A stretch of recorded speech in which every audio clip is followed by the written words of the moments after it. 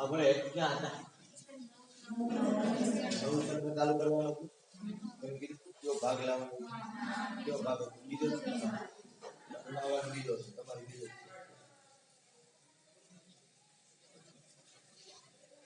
ચાલો એમાં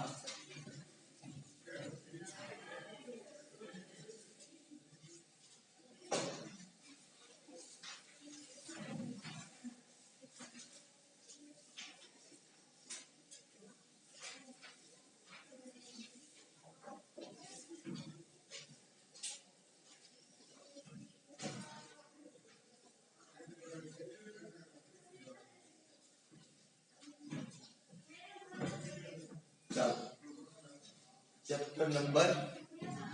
8 रेडॉक्स प्रक्रिया तो कदाच नाम साંભળ્યું હશે ખબર નહીં रेडॉक्स प्रक्रियाओ શું છે ક્યાં દસમા ધોરણની અંદર જનરલી થોડી એવી માહિતી દીધી છે આપણે પણ ફરી પાછી થોડી એવી જ માહિતી આની લેવાની છે જે કઈ માહિતી આપણે લેશું એનો ઉપયોગ પાછો આપણે 12મા ધોરણની અંદર કરવાનો છે બરાબર ચાલો તો આ રેડોક્સ પ્રક્રિયાઓ છે જે એ રેડોક્સ પ્રક્રિયાઓ ઉપર આપણે જોઈએ કે શું હોય અને કેવી રીતે રેડોક્સ પ્રક્રિયા છે જનરલી થતી હોય છે એના ઉપર આપણે જનરલી કામ કરવાનું છે ઓકે હવે તમને એક વસ્તુનો ખ્યાલ હોવો જોઈએ કે ભાઈ આ રેડોક્સ પ્રક્રિયા જે છે ને એ રેડોક્સ પ્રક્રિયા એ બીજું કંઈ નથી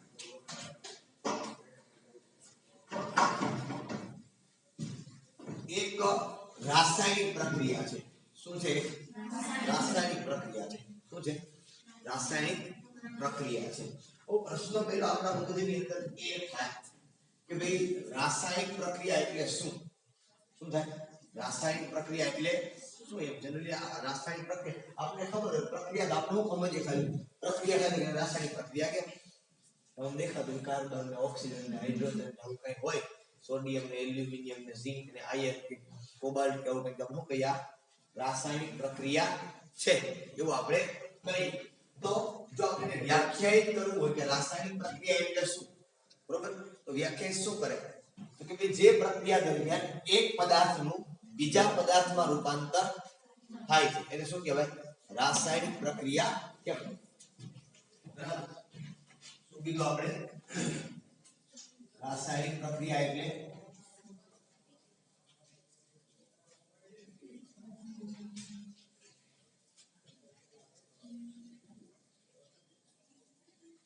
એક પદાર્થનું બીજા પદાર્થમાં રૂપાંતર થાય તો તેવી क्रियाओं रासायनिक प्रक्रिया एवी रासायनिक अथवा एवी प्रक्रिया के जेमा एक पदार्थ નું સેમાં રૂપાંતર થાય બીજા શું છે શું નથી એની આગળ આપણે મેટર કરતા તો તેની અંદર દરેક પ્રક્રિયાઓ છે એ આવી જાય એની અંદર દરેક પ્રક્રિયાઓ છે એ આવી જાય છે કોઈ પ્રક્રિયા બાકી રહેતી નથી ધોરણ 10 માં તમે ઘણી બધી પ્રક્રિયાઓ ભણ્યા તમારે યાદ હોય તો મને કદાચ નામ આપજો કઈ કઈ પ્રક્રિયાઓ તમને યાદ છે ઓકે પહેલી પ્રક્રિયા હું લખું છું પહેલી પ્રક્રિયા સંયોગીકરણ પ્રક્રિયા બરોબર પછી બીજી પ્રક્રિયા કઈ ભણ્યા તમે વિસ્થાપન પ્રક્રિયા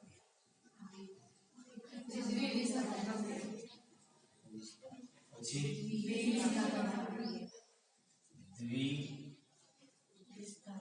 विस्थापन प्रक्रिया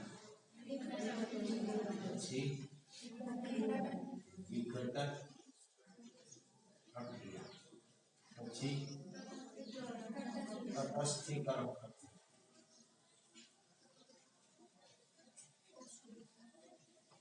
પછી ઉષ્મા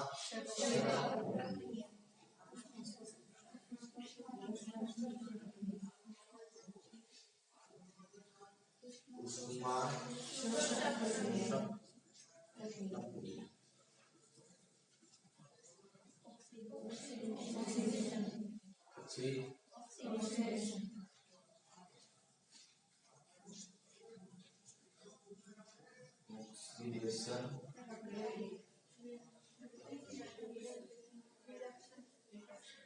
પછી રિડક્શન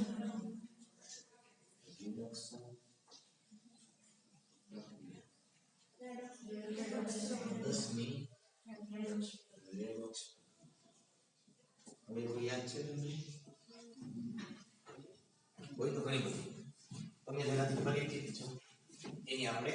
વાત કરવાની છે કારણ કે આવી આપણી ક્રિયાઓ છે હોય આવી ક્રિયાઓ છે હવે તમને કઈ પ્રક્રિયાઓ આપણે વાત કરી જેને આપણે અભ્યાસ આનો જ કરવાનો છે પણ આ બધી પ્રક્રિયાઓ પણ તમારે અવારનવાર આવતી જશે બરોબર અને 10મા ધોરણમાં આવી છે તો સીધો મતલબ થાય તમને 11 બારની અંદર ઉપયોગ કરવામાં આવે તો સંયોગીકરણ પ્રક્રિયા ચાલો કોણ કહે છે બે પ્રક્રિયાઓ મળીને જેને આપણે ઉચ્ચારણ કરવું કોણ કહે છે સંયોગીકરણ પ્રક્રિયા શું છે જે વ્યાખ્યા કમ્પ્લીટ કરતા આખી આવડી ગઈ એવું કોઈ કમ્પલસરી નથી પ્રક્રિયામાં શું થતું હોય આનો મીનિંગ આપણે ખબર હોવી જોઈએ બરાબર છે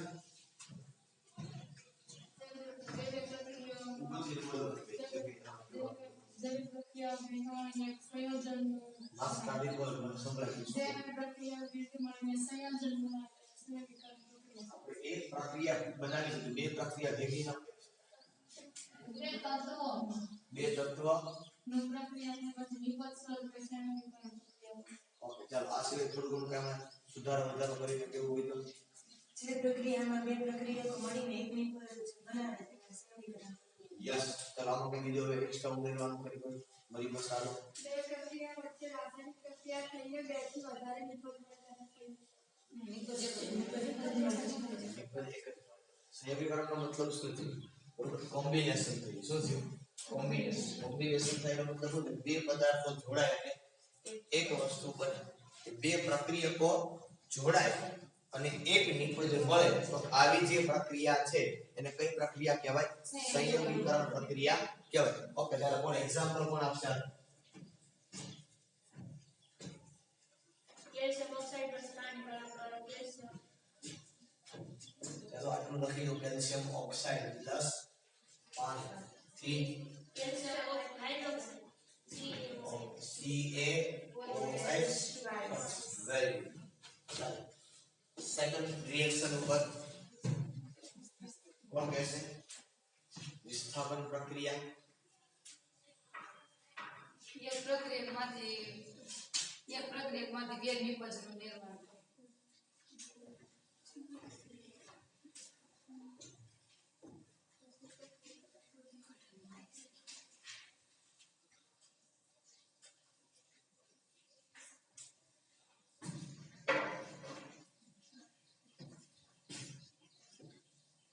ચાલો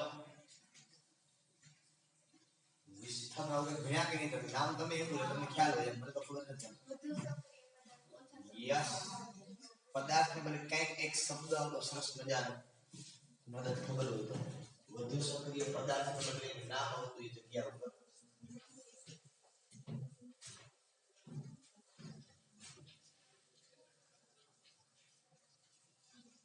જેનું પ્રમાણ આઉટ કોષ્ટકમાં સૌથી વધુ હોય છે એવો એ પદાર્થ છે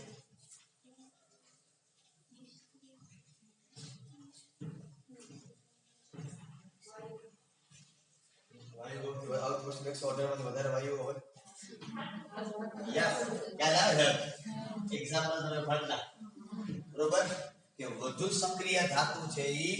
ઓછી સક્રિય ધાતુના દ્રાવણમાંથી એ ધાતુનું શું કરે વિસ્થાપન આ પ્રક્રિયાને કેવી કહેવાય વિસ્થાપન પ્રક્રિયા કહેવાય અને એક્ઝામ્પલ આવતું તમારે યાદ હોય યસ શું કહેતા તમે કે કોપર સલ્ફેટ સોરી કોપર ધાતુ છે ઈ FeSO4 નું દ્રાવણ હોય ને તમારું એમાં તમે ના કરો શું બને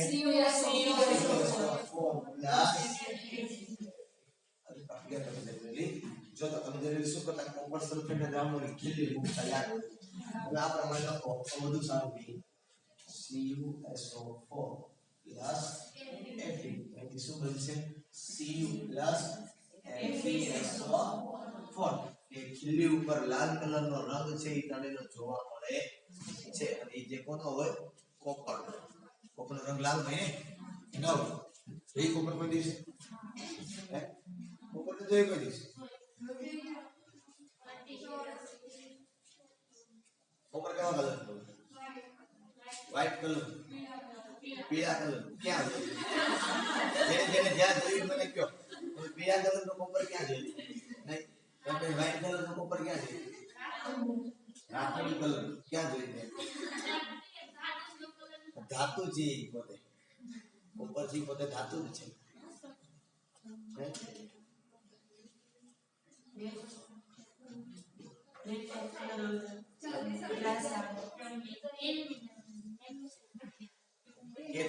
આ મારા મોબાઈલ નું કવર કેવા કલર દેખાય છે કે કોઈ કવર કહું છું વ્હાઈટ કલર નું કવર મારો શર્ટ કેવા કલર બરોબર છે કદાચ આમ લાલાશ પડતું હોય આવા કલર નું તો ના હોય બરોબર લાલાશ પડતા કલર નું હોય બરોબર છે કવર પાછળ તમે જોઈ લેજો એટલે એવા કલર નું જરૂરી હોય તમે ક્યાંય ન જોયું હોય ખબર ઓલો પાવર ના છેડા દીધેલા હોય ઓલો જાડો એવો તાર હોય કે નહીં કોપર નો તાર હવે જોયો કોઈ કે નથી જોયો એ કોપર નો તાર જ હોય ને આપણા ઘરે તાંબાનો લોટો જેને આપણે કહીએ છીએ તાંબુ એટલે કોપર બે નો કલર જોયું હરખા જેવું લગભગ કોઈના ઘરે તાંબાનો લોટો ના હોય એવું લગભગ કોઈ ઘર ના હોય મારા ખ્યાલથી લગભગ હોય જનરલી હોય જ બધાના ઘરે હોય ત્યાં ના હોય એવું લગભગ બને નહીં બધાના ઘરે જનરલી હોય ના હોય તો પાવર તો હોય છેડો કાપીને મોઢું રાખી જોઈ લે કે કેવા કલર તમને દેખાય વ્યવસ્થિત રીતે બરાબર ઓકે આગળ જે તાર આવે આમાં જે તાર હોય એ કોપરના જ હોય બરોબર કોઈ જાડો છેડો અંદર એક હોય જાડા તાર આવે મીટર પાસેથી જે હોય આગળ આપેલા એ જાડા તાર એની અંદર એક જે સિંગલ તાર જ નીકળે વાત જાડો એવું બરોબર એક કોપરનો તાર હોય ઘરે તમને બધું તાંબાનો લોટો બાકી ન દેખાય તો બરોબર કાટ ખાઈ ગયેલી ખીલી હોય એવા અટાણે જે ખીલી આવે કેવી આવે એની ઉપર ગેલ્વેનાઇઝિંગ ખીલી આવે એની ઉપર ઝીંકનું પડ ચડેલું હોય શું ચડેલું હોય ઝીંકનું જૂની ખીલી લઈ લેવાની બરોબર એ એફીનો કલર એવો કોનો કલર કહું છું એ એફીનો લોખંડ છે બરોબર બોલું છે કોપર ઓકે વિસ્થાપન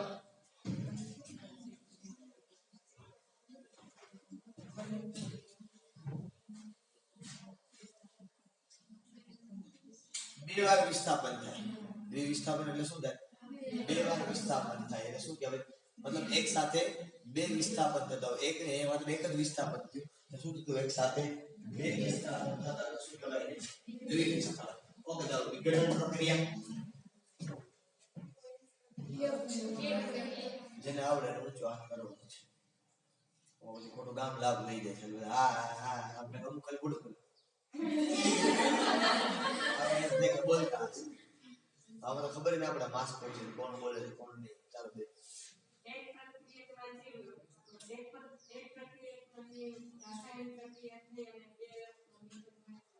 ફિક્સ બે મળતરનાનું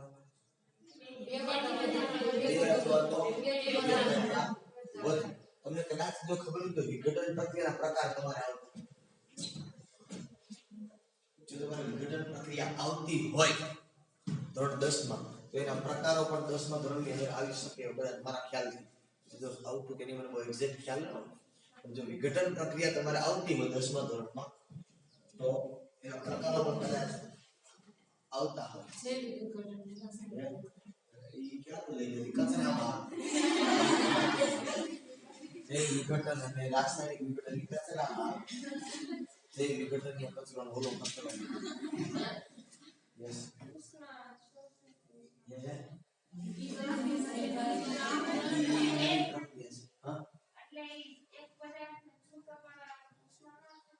એને ઉષ્મીય વિઘટન કહેવાય આવતું તમારે એક બીજું હજી એક વિઘટન આવતું યસ દ્વિતીય હજી એક ત્રીજું વખત આવતું છે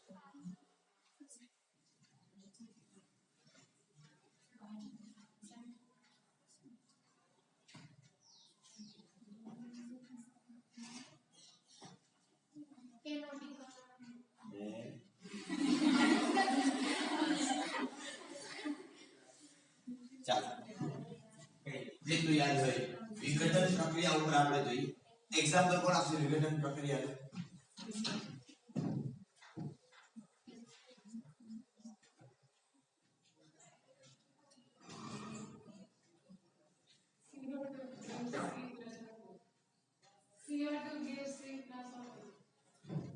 CO2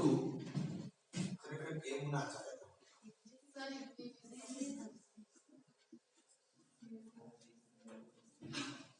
કેલ્શિયમ કાર્બોનેટ છે એનું તમે વિઘટન કરો તો શું આપે તમને કેલ્શિયમ ઓક્સાઇડ પ્લસ CO2 આવું બની ગયું બરોબર હા ઓકે નીચે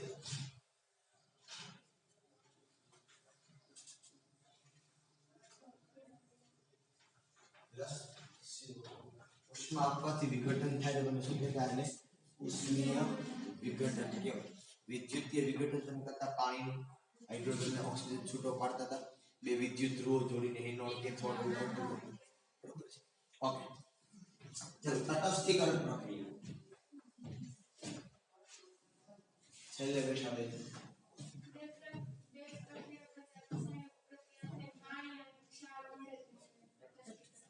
જનરલી ફિક્સ હોય જે બે પદાર્થો હોય કોણ હોય એસિડ અને બેઝ તો આપણે કહી શકીએ કે એસિડ અને બેઝ વચ્ચે રાસાયણિક પ્રક્રિયા થાય અને ક્ષાર અને પાણી મળે તેને શું કહેવાય તટસ્થીકરણ પ્રક્રિયા કહેવાય તો લખીએ HCl NaOH NaCl H2O ચાલો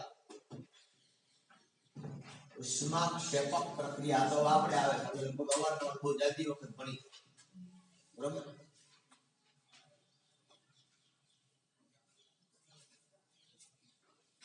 રાસાયણિક પ્રક્રિયા દ્રવ્યને ઉષ્મા મુક્ત કરે તેને ઉષ્માક્ષેપક પ્રક્રિયા કહે છે. ઉષ્મા શોષક કે ભેગી બોલી જાય રાસાયણિક પ્રક્રિયા દરમિયાન ઉષ્માનું શોષણ કરે તેને શોષણ કરે ને ઉષ્મા આપવી પડે આપણે આપો એટલે શોષણ કરે એમને તો શોષણ ના કરે મતલબ એવી આખી વસ્તુ ચાલો બેસી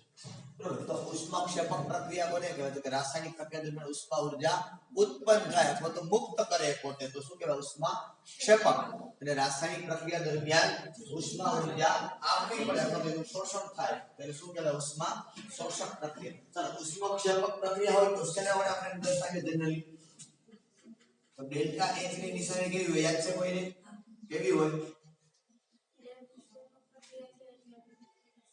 ક્ષેપક પ્રક્રિયા હોય તો ડેલ્ટા H ની નિશાની કેવી હોય માઈનસ અને અહીંયા કેવી હોય પ્લસ યાદ આવે છે બધી જુદા જુદા પ્રકારની પ્રક્રિયા હોય દહન ઉષ્માની હોય કે આપણે લખતા બરોબર જુદી જુદી એન્થાલ્પી માટે આયનીકરણ એન્થાલ્પી ઇલેક્ટ્રોન પ્રાપ્તિ એન્થાલ્પી તે પ્રમાણે આપણે ડેલ્ટાની આજુબાજુનું નામ લખતા ચાલો ત્યાર પછી ઓક્સિડેશન પ્રક્રિયા કોને કહેવાય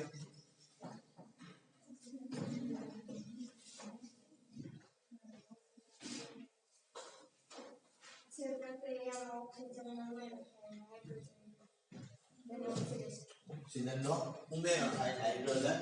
દૂર થાય શું કહેવાય ઓક્સિડેશન પ્રક્રિયા કહેવાય ચાલો કોઈ એક્ઝામ્પલ આપશે આનું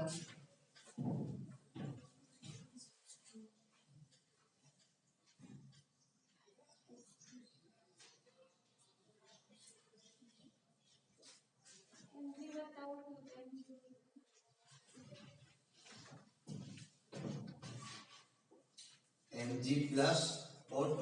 3Mg O ઓક્સિજન આગેલા છે 2 આગેલા મૂકવા પડે 2 અહીં આપી જશે 2 ચાલો રિડક્શન પ્રક્રિયા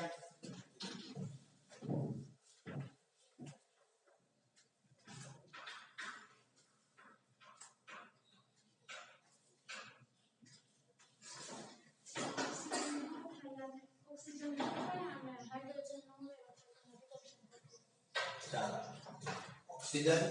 દૂર થાય અને અથવા હાઇડ્રોજન ઉમેરાય એને શું કહેવાય રિડક્શન પ્રક્રિયા કહેવાય ચાલો આની કોણ એક્ઝામ્પલ આપશે રિડક્શન પ્રક્રિયા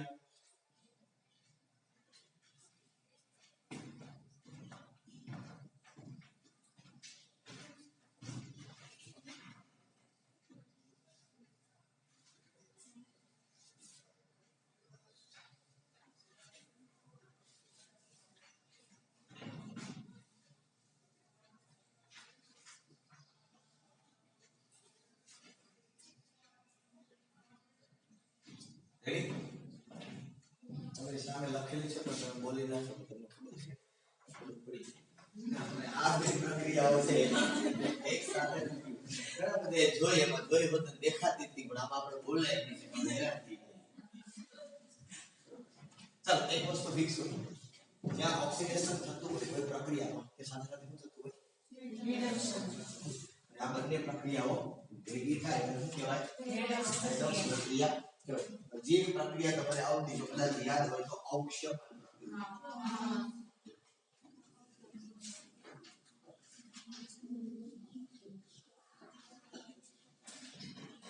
અવક્ષેપન પ્રક્રિયા કોને કહેવાય જે રાસાયણિક પ્રક્રિયા દરમિયાન અદ્રાવ્ય અવક્ષેપ ઉત્પન્ન થાય તો તેને અવક્ષેપન પ્રક્રિયા જે રાસાયણિક પ્રક્રિયા દરમિયાન અદ્રાવ્ય અવક્ષેપ ઉત્પન્ન થાય એને શું કહેવાય અવક્ષેપન પ્રક્રિયા કરે છે બરોબર ચાલો આનો એક્ઝામ્પલ કદાચ તમને યાદ હોય કે નહીં બંને આપણે ભણી ગયા છીએ તમને કદાચ ખબર હશે કે AgNO3 HCl થી AgCl HNO3 તમને અવારનવાર AgCl નો એક્ઝામ્પલ આપણે અલ્પદ્રાવ્ય ક્ષારમાં આપણે લેતા હતા ને એક ક્ષાર બને છે અલ્પદ્રાવ્યનો મતલબ જ એ છે કે ઓછો દ્રાવ્ય છે પણ અદ્રાવ્ય જ કહેવાય એટલે શું કહેવાય અવક્ષેપન પ્રક્રિયા જનરલી આને લઈ ચાલો તો આ વાત જનરલી આપણે રાસાયણિક પ્રક્રિયાઓની કહી તેની અભ્યાસમાં આપણે જનરલી વાત કરી રાસાયણિક પ્રક્રિયાઓની વાત કરી કે આવી રાસાયણિક પ્રક્રિયાઓ હોય મુખ્ય આપણે વાત શેની કરવાની છે કે સર આપણે વાત કરવાની છે મુખ્ય રીતે રેડોક્સ પ્રક્રિયાની કે રેડોક્સ પ્રક્રિયા કોને કહેવાય અથવા તો શું હોય રેડોક્સ પ્રક્રિયાની અંદર કે કેવું હોય રેડોક્સ પ્રક્રિયાની અંદર પ્રક્રિયા તો પહેલી વાત તો એ છે કે રેડોક્સ પ્રક્રિયા આપણે ભણવાની છે આપણો અભ્યાસ કરવાનો છે તો આ રેડોક્સ પ્રક્રિયા છે એની અગત્યતા શું કઈ જગ્યા ઉપર અથવા કયા ક્ષેત્રોમાં કયા વિસ્તારની અંદર કયા ભાગોની અંદર રેડોક્સ પ્રક્રિયા છે એ થતી હોય છે એ મુખ્ય રીતે આપણે પહેલા જોવાનું છે કે રેડોક્સ પ્રક્રિયા કઈ કઈ જગ્યાએ થતી હોય બરાબર તો એ રેડોક્સ પ્રક્રિયાની આપણે વાત કરીએ તો ખાસ કરીને વધારે પડતું જૈવિક અને ભૌતિક ક્ષેત્રોની અંદર અથવા તો ભૌતિક અને જૈવિક ક્ષેત્રોની અંદર વધારે પડતી રેડોક્સ પ્રક્રિયાઓ છે એ થતી હોય છે બરોબર અને ઘણી બધા વિજ્ઞાન આના આખા બનેલા હોય એ વિજ્ઞાનની અંદર ખાસ કરીને જૈવિક ક્ષેત્રની અંદર થતી હોય જૈવિક વિજ્ઞાનની અંદર પણ આવે એ ઉપરાંત કૃષિ વિજ્ઞાનમાં એ ઉપરાંત ધાતુ કર્મ વિજ્ઞાનમાં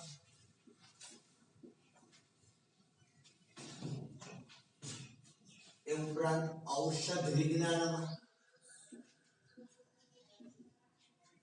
આ બધા વિજ્ઞાનોની અંદર રેડોક્સ પ્રક્રિયાઓ સમાયેલી છે જૈવિક વિજ્ઞાન કીધું એટલે શું તો જૈવ વિજ્ઞાન કઈ આપણે અથવા તો જીવ વિજ્ઞાન કહી શકીએ બરોબર કે જે સૂક્ષ્મ જીવો સાથે સંકળાયેલું છે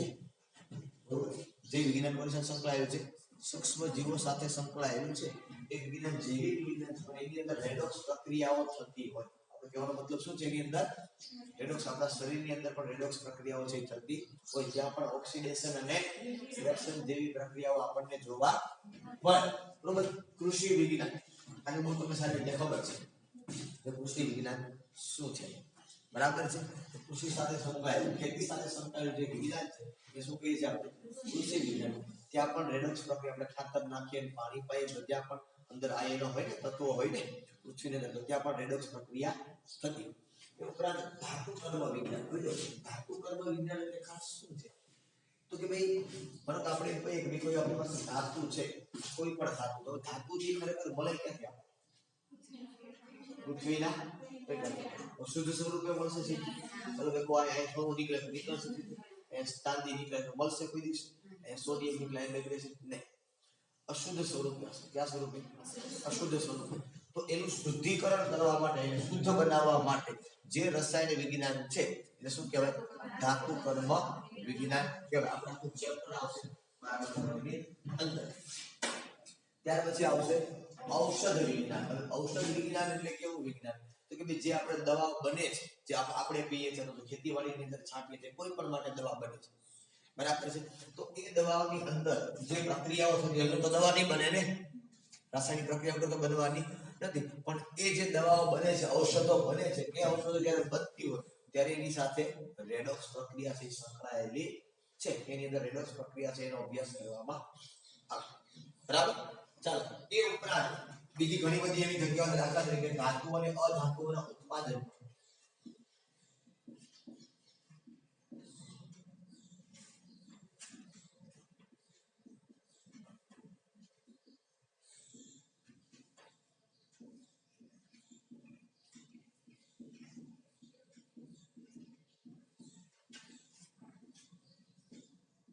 કોસ્ટિક સોડાના ઉત્પાદનમાં એ ઉપરાંત બેટરી અને બળતણ કોષમાં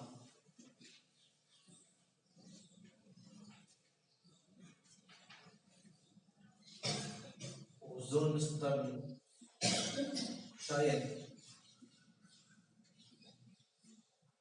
લોખંડનું કાટું, આ બધી જગ્યાઓ પર રેડોક્સ પ્રક્રિયાઓ છે એ જનરલી આપણને જોવા મળે. દાખલા તરીકે ધાતુ કયો ધાતુ હતો મેં તમને હમણાં કીધું. ધાતુ કર્મવિધિ કે ધાતુ બનાવવા માટે જે કઈ રાસાયણિક પ્રક્રિયા આપણે કરવી પડે બરોબર, જેને આપણે શું કહીએ છીએ જનરલી ધાતુ કર્મવિધિ. કદાચ તમે ખબર નહીં પડે તમે કદાચ વિદ્યુત વિભાગ નામનું આવતું હોય તો ધાતુ મેળવવા માટે કોપર સલ્ફેટમાં તમે સોલિયમ ઉપર એનોડ અને કેથોડ ઉપર પ્રક્રિયા થતી તો બસ એ રેડોક્સ પ્રક્રિયા છે. એનોડ ઉપર હંમેશા ઓક્સિડેશન થતું હોય અને કેથોડ ઉપર હંમેશા રિડક્શન થતું હોય. બે ગણતરી છે ધાતુ મળતી હતી બરોબર છે. તો ધાતુ અને અધાતુના ઉત્પાદનની અંદર પણ રેડોક્સ પ્રક્રિયાઓ તમને જનરલી જોવા મળે. કોસ્ટિક સોડાના ઉત્પાદનમાં કોસ્ટિક સોડા એટલે NaOH. કોસ્ટિક સોડા એટલે NaOH, સોડિયમ હાઇડ્રોક્સાઇડ. તો એના ઉત્પાદનની અંદર પણ શું હોય રેડોક્સ પ્રક્રિયા જોવા એના ઉત્પાદનમાં. એમાં નથી કે NaOH માં નહીં, એના ઉત્પાદનની અંદર આપણે NaOH નું ઉત્પાદન ભણવામાં આવશે. એ વિભાગના તત્વો પણ આપણે જોશું કે કઈ પ્રકારની રેડોક્સ પ્રક્રિયા થાય છે. એ ઉપરાંત બેટરી અને બળતણ કોષ. હવે આજે બળતણ કોષથી ખાસ કરીને હાઇડ્રોજન બળતણ કોષની વાત કરે છે. શેની વાત કરે છે? હાઇડ્રોજન બળતણ કોષ. જે હાલના સમયની અંદર એવા સતત પ્રયત્નો થાય છે કે હાઇડ્રોજન છે ને પ્રવાહી સ્વરૂપે કરી અને એનો બળતણ તરીકે ઉપયોગ કરવામાં આવે કે જેથી કરીને પ્રદૂષણ ઓછું થાય બરોબર. અને બાકી જે આપણે બળતણનો ઉપયોગ કરીએ છીએ ઇંધણ તરીકે ગેસ છે, પેટ્રોલ છે, ડીઝલ છે, એ બધા કુદરતી તમે ભણતા કુદરતી સંપત્તિઓ કહેવાય બરોબર. એ ખૂટે નહીં એટલા માટે જનરલી એનો વિકલ્પ તરીકે અત્યારે સતત આની ઉપર પ્રયોગો છે થાય છે કે એનો તરીકે ઉપયોગ થઈ શકે. હાઇડ્રોજનનું પ્રમાણ ઘણું બધું છે. બેટરીઓ એટલે જનરલી શું કહીએ આપણે સેલ. બેટરી એટલે આપણી પાસે કાંડા ઘડિયાળ હોય તેની અંદર નાનો એવો સેલ આવે જેને બટન સેલ કહેવાય. એમાં પણ રાસાયણિક પ્રક્રિયા થાય અને કઈ રાસાયણિક પ્રક્રિયા એમાં પણ રેડોક્સ પ્રક્રિયા થાય. ઘડિયાળનો જે સેલ આવે દિવાલ ઘડિયાળ બરોબર છે એ સેલ ની અંદર પણ કઈ રાસાયણિક પ્રક્રિયા થાય. ટીવી ના રિમોટ ની અંદર એ જ સેલ હોય એવા જ નાના મોટા સેલ કંપની કદાચ બદલતી હોય પણ એ સેલ ની અંદર હંમેશા કઈ પ્રક્રિયા થાય બરોબર. ખાસ કરીને આજે બેટરી હોય છે બરોબર. બેટરી બે પ્રકારની ખાસ કરીને હોય એ તમે ભીનો કોષ અને સૂકો કોષ એવું નામ શું કહેવામાં આવે? ભીનો કોષ અને સૂકો કોષ. જો એની અંદર જનરલી પ્રવાહી ભરવામાં આવતું હોય તો એને ભીનો કોષ કહેવાય. પ્રવાહી ભરવામાં ન આવતું હોય તો એને સૂકો કોષ કહેવાય. આપણે કાંડા ઘડિયાળ છે, દિવાલ ઘડિયાળ છે બરોબર છે. પછી આપણે પાસે ટોર્ચ જે હોય ચાર્જિંગ વાળું એ બધી કઈ કહેવાય? સૂકો કોષ. મોબાઈલની બેટરી, લેપટોપની બેટરી જે છે એ બધી કઈ કહેવાય? સૂકો કોષ કે બધી બેટરી જ કહેવાય. શું કહેવાય બધાને? બેટરી બરોબર. કે જે રાસાયણિક ઉર્જાનું વિદ્યુત ઉર્જામાં રૂપાંતર કરે. શું કરે? રાસાયણિક ઉર્જાનું વિદ્યુત ઉર્જામાં રૂપાંતર કરે. પછી આ બેટરીઓમાંથી અમુક બેટરી છે એ ચાર્જિંગ થતું હોય, અમુક છે એનું ચાર્જિંગ થતું હોય ને અમુકનું માત્ર ને માત્ર શું થતું હોય? ડિસ્ચાર્જિંગ થતું હોય. માનો કે કાંડા ઘડિયાળનો જે બટન સેલ છે કે વોલ જે ઘડિયાળ છે એનો સેલ જે છે પેન્સિલ સેલ, રિમોટનો જે પેન્સિલ સેલ છે એ માત્ર ને માત્ર શું થાય? ડિસ્ચાર્જિંગ થાય. એનું ચાર્જિંગ થાય નહીં બરોબર. જ્યારે મોબાઈલની બેટરી છે, લેપટોપની બેટરી છે બરોબર છે, આ બધી બેટરીઓ છે એ બધી શું થઈ શકે? ચાર્જિંગ બરોબર. અમુક એવી વસ્તુ હોય કે જ્યાં લાંબો સમય સુધી ચાર્જિંગ થઈ શકે. અમુક એવી આવે કે જેનો લાંબો સમય સુધી ચાર્જિંગ થઈ શકે એકાદ વખત થાય. માનો કે આપણે કાર છે, બાઇક છે, ટ્રક છે, બસ છે, આની બેટરીમાં પ્રવાહી આવે કે પાણી ભરવામાં કરવું મને ખબર ને જૂના આપણી ઘરે ઓલી બેટરી આવતી ચાઇનાની બેટરી ભરાવી જો સ્ટોકની કલરની આવતી બરોબર છે. એમાં આપણે પાણી પૂરતા પાછળથી બેટરી કાઢી અને પાણી પૂરવામાં આવે તો એને જનરલી ભીનો કોષ કહેવાય. શું કહેવાય એને? ભીનો કોષ કહેવાય. ખરેખર બેટરી જ છે પણ બેટરીમાંથી આપણે નામ બત્તી કરતા ખરેખર એને બેટરી જ કહેવાય. સમજમાં આવે? આપણે શું નામ કરીને કહ્યું બત્તી નામનો પદાર્થ છે એ ખરેખર કોઈ છે નહીં. બરોબર હા એને જનરલી આપણે શું કહીએ છીએ બત્તી કહીએ કેવાય એને ખરેખર શું બેટરી. બેટરીનો મતલબ શું થયો એ ઇંગ્લિશ નામ છે રાસાયણિક પદાર્થનું વિદ્યુત ઉર્જામાં રૂપાંતર કરે શું કહેવાય બેટરી મતલબ કોષ અથવા તો સેલ તરીકે ઓળખવામાં આવે. બરાબર છે. ત્યાર પછી ઓઝોન સ્તરનું ક્ષય ત્યાં પણ રાસાયણિક પ્રક્રિયા તરીકે રેડોક્સ પ્રક્રિયા સમાયેલી છે. કદાચ તમે 10મા ધોરણની અંદર આવું ભણ્યા હશો.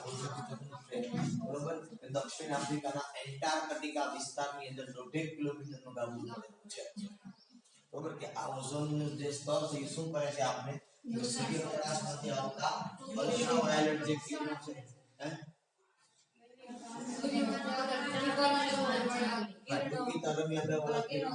અલ્ટ્રાવાયોલેટ કિરણો જેને કહેવાય એ અલ્ટ્રાવાયોલેટ કિરણોને આવતા આપણાથી